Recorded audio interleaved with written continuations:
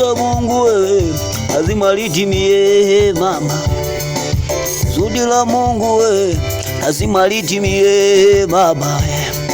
Kusudi la Mungu lazima litimie mama we. Kusudi la Mungu lazima litimie baba. Baba baba baba baba baba baba.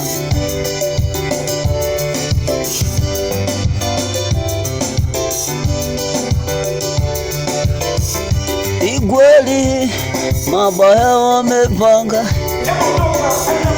igweli na vita vimepangwa, igweli na mambo mabaya yamepangwa kuwateketeza wale wanaohubiri kweli, kuwaangamiza wale wanaotetea haki kama wakina Kilaole, hao wanaotafutwa sana kwa sababu ya ukweli.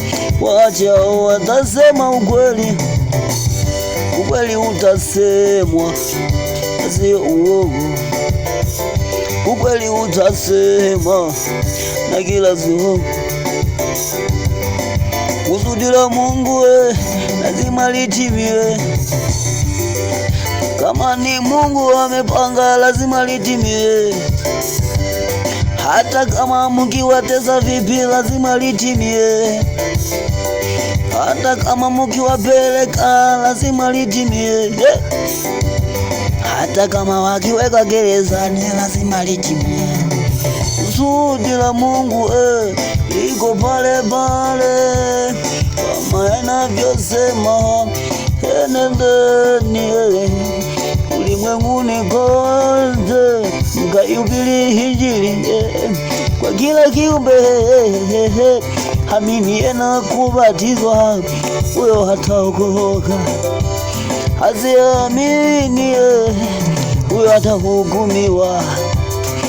Haya mengine twende kweli hao msiwaue mdogo kama. Lazima neno la Mungu lisemwe na ukweli lazima useme.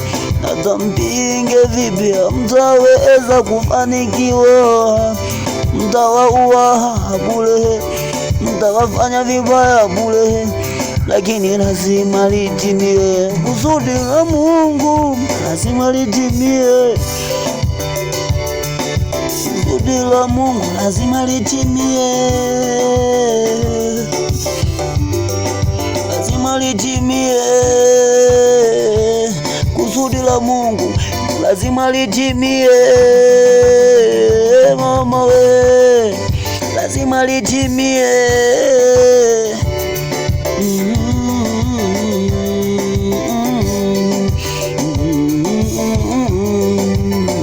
Mnawaza vibaya sana ninyi serikali, tena vibaya na bado tena mgombali sana.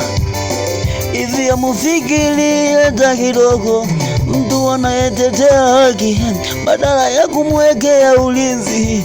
Nyinyi ndio mwataka kumuangamiza, mwataka serikali ipote.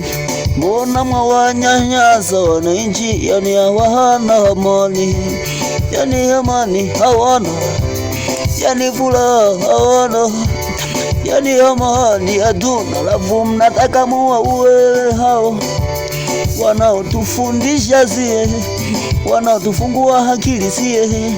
Kwa nini hivyo? Lazima ile, lazima la Mungu lazima litimie.